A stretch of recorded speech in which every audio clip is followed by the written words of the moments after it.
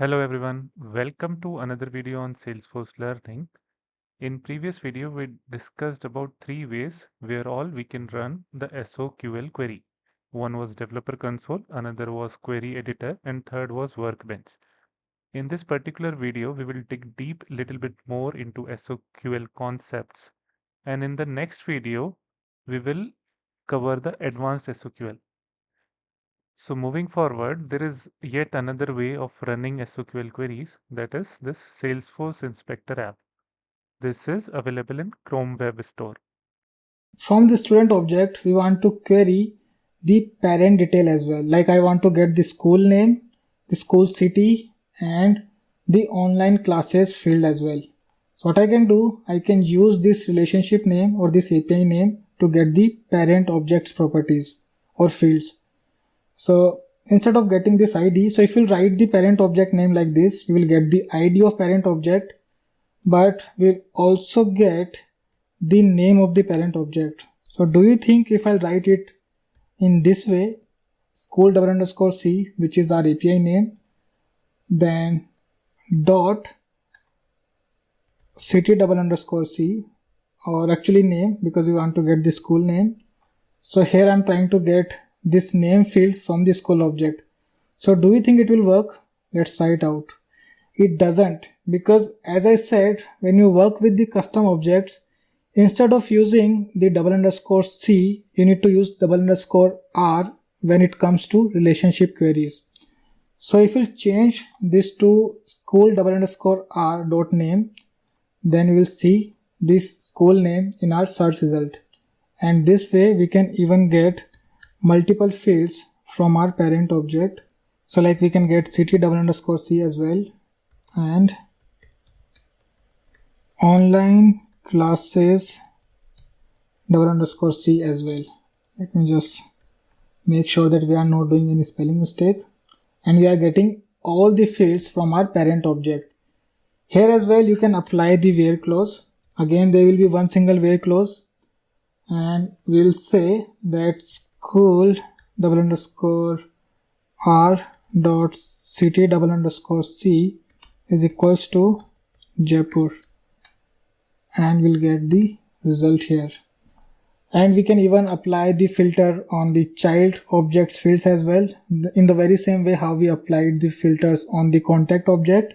So I guess that's pretty much about the child to parent relationship queries as well. The only catch here is to use this _r in both type of queries, when you are working with parent to child relationship queries and when you are working with child to parent relationship queries.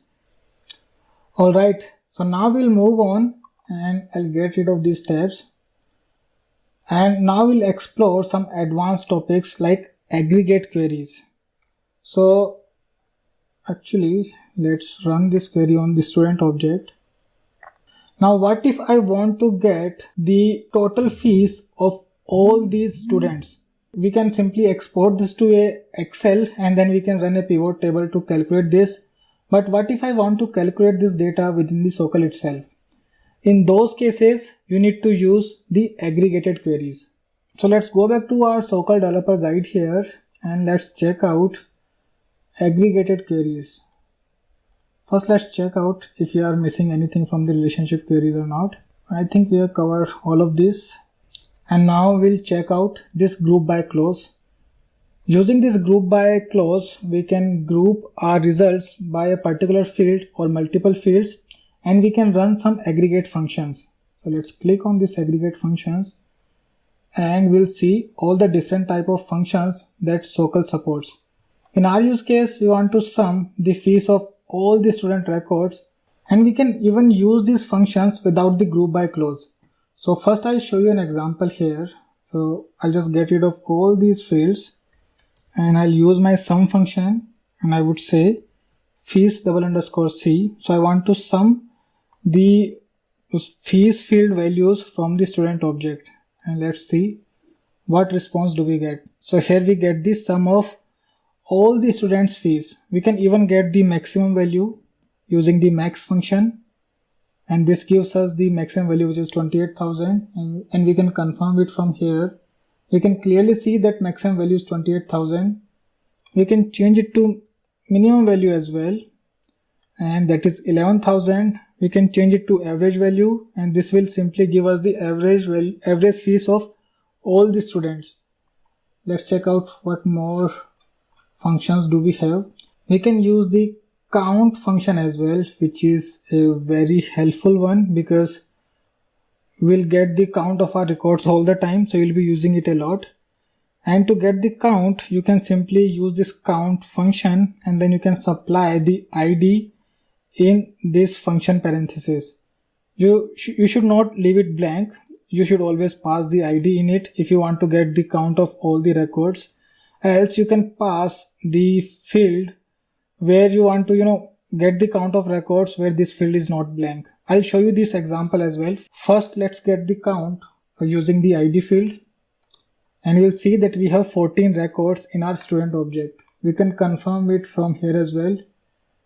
There is our very first query, and we see that there are 14 records in our student object.